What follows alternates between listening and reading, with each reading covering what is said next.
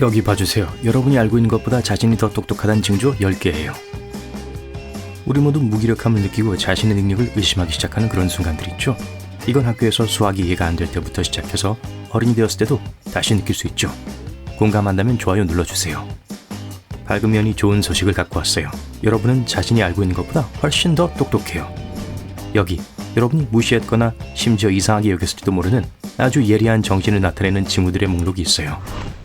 모두 과학적으로 증명이 되었으니 만약 몇 개가 여러분에게 해당된다고 느껴진다면 충분히 스스로를 천재라고 부를 이유가 있는 거예요. 10번. 자신이 얼마나 무지한지를 인지하고 있어요.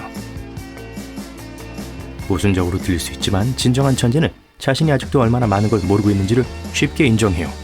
여러분은 선천적으로 단어를 운율에 맞게 만들거나 비발디만큼의 음악적 재능을 갖고 있을 수도 있지만 물리학에선 꽝일 수 있어요.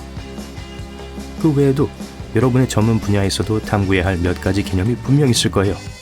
만약 여러분이 이게 어떻게 되는 건지 알 것 같아 라고 중얼거리고 나서 미친 듯이 대화 주제를 구글링하지 않고 그냥 모르겠어 라고 솔직하게 말할 수 있다면 이건 여러분이 지적인 사람이란 걸 보여줘요.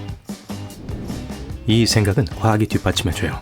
저스틴 크루거와 데이빗 데닝은 코넬 대학교 학부생 그룹과 함께 작업했고 1999년에 자신들의 연구 결과를 성격 및 사회 심리학 저널에 발표했어요.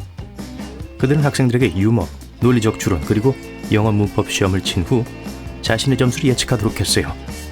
자신이 더 뛰어나게 잘했다고 100% 확신한 사람은 자신에 대해 더 비판적인 사람들보다 더 안 좋은 결과가 나왔어요. 9번. 매일 같은 옷을 입어요. 마크 주커버그가 항상 같은 회색 티셔츠를 입고 대중 앞에 나타나는 경향이 있다는 걸 알아차렸나요? 우린 그가 패션 조언을 구하거나 옷장을 꾸밀 충분한 돈이 없다고 생각하지 않죠. 같은 패션 일상을 고수하는 것에 대한 더 가능성이 높은 설명은 천재여서일 거예요.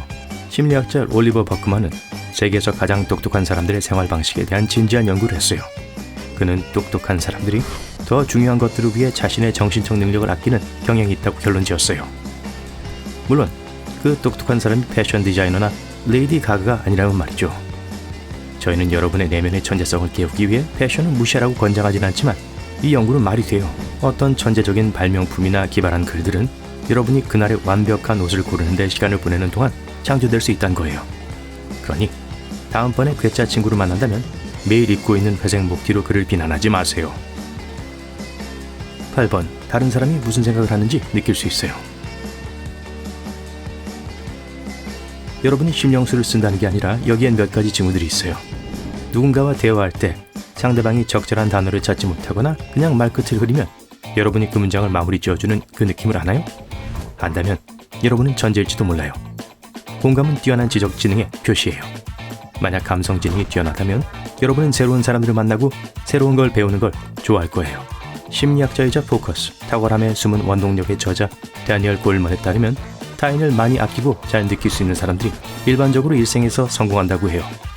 말 그대로 타인의 고통을 느끼는 게 삶을 더 잘 이해하는 데 도움이 되기 때문에 삶을 탁월하게 살 수 있는 거예요. 여러분은 자신의 실수가 아닌 심지어 다른 사람의 실수로부터 배울 수 있어요. 천재적이죠? 그렇죠. 7번. 자신을 완벽히 통제해요. 본능을 통제하는 능력이 인간과 동물을 구별지어주는 걸로 우리 알고 있죠. 천재들은 한 발 더 나아가요. 자신들이 가진 어떠한 충동도 극복하고 통제해요. 만약 감정에 의해 산만해지지 않고 목표를 계획하고 달성할 수 있다면 여러분은 상상한 것보다 더 똑똑한 거예요. 심지어 이것 또는 저것에 가능한 결과를 예측함으로써 곤경에 빠지는 걸 피할 수 있어요. 예일, 프린스턴, 미네소타 대학과 다른 교육기관들의 과학자들의 그룹이 2008년 한 그룹의 사람들을 실험했어요. 그들은 실험 참가자들에게 즉시 돈을 받거나 나중에 돈을 받는 것 중 선택할 것을 제안했어요. 기다렸다가 더 많은 돈을 받는 걸 선호한 사람들이 지능 테스트에서 더 높은 점수를 받았어요. 돈을 쓰는 걸 포함해서 겁이 없고 자신의 행동을 통제할 수 있는 사람들이 어떤 것을 계획하는 걸 어려워하는 사람들보다 더 똑똑하다는 걸 보여주었죠. 6번. 눈이 파래요. 푸른 눈은 깊고 진실되어 보이거나 때로는 날카로워 보이기도 하죠. 겨울왕국의 엘사를 생각해보세요. 레리코 알죠? 그들에겐 이 얼음공주 이상의 것이 있는데 미국 과학자들은 오랫동안 그들의 본성에 관심을 가져왔어요. 그중 많은 사람들이 푸른 눈이 타고난 초지능의 표시라고 믿고 있어요. 루이빌 대학의 명예교수인 조앤 도우는 옅은 색의 눈을 가진 인간, 심지어 동물들도 짙은 눈동자보다 자기 조절이 필요한 활동을 훨씬 더 잘한다는 결론을 내렸어요. 여러분이 자기 조절에 맞는 활동을 더 잘한다는 건 모든 세부사항에 집중하는 걸 좋아한다는 걸 의미해요. 이건 단어와 숫자를 가지고 일할 때 중요한 자질들 아닌가요? 짙은 색의 눈을 갖고 있다고 해도 속상해할 필요는 없어요. 같은 연구에서 여러분의 반응이 아주 발달되어 있기 때문에 즉각적인 반응을 필요로 하는 것에 능하다고 해요. 게다가 여러분 안에서 찾아볼 수 있는 천재적인 징후들이 아직 많이 있어요. 5번. 초콜릿을 엄청 좋아해요. 본인도 초콜릿 애호가일 가능성이 아주 높은 의학 박사 프란츠 H. 베슬리는 자신의 연구 결과를 뉴잉글랜드 의학 저널에 발표를 했어요. 그는 인구 1000만 명당 천재를 노벨상 수상하는 그런 천재 말이에요. 특정 국가에서 소비되는 초콜릿의 양과 연결시키려고 했어요. 그리고 알아냈죠.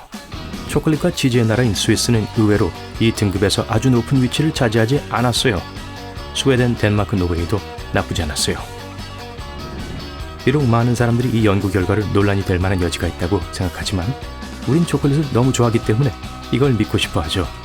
그것보다 초콜릿은 여러분의 정신활동을 자극하는 걸로 알려져 있고 좋아하고 건강한 양을 섭취한다면 나쁠 게 없어요.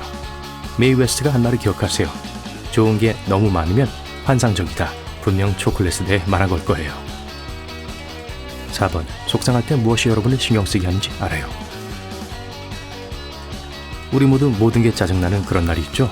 커피는 별 맛도 없고 빛나는 태양도 짜증나고 사람들이 뭐가 문제냐고 물으면 그냥 그 사람들에게 소리 지르고 싶죠. 천재들도 가끔 화가 나지만 사실은 많아요. 그들은 뭐가 자신을 괴롭히고 있는지 정확히 알아요. 그게 문제를 해결하고 나아갈 수 있는 기회를 주죠. 네, 천재들은 과거에 집착하지 않아요. 그리고 자신의 슬픔에 대해 모든 사람과 주변을 탓하지 않아요. 심리학자 다니엘 골만은 진정한 천재는 문제를 처리할 뿐만 아니라 감정을 느낄 때 무시하지 않고 인지한다고 해요. 끊임없이 고민하는 감정과 분노가 없는 마음이 뛰어난 뭔가를 만들어낼 가능성이 높아요. 3번. 혼잣말을 해요. 농담하는 거죠? 전 혼잣말하는 게 천재가 아니라 광기의 표시라고 생각했어요. 알고 보니 완전 반대였네요. 심리학자 다니엘 스위글리와 게리 루피아는 이에 대한 깊은 연구를 수행했어요. 그들에 따르면 좋은 자기대화는 우리의 머릿속을 지나가는 쓸모없는 것들로부터 중요한 생각들을 분류하는 걸 도와준다고 해요.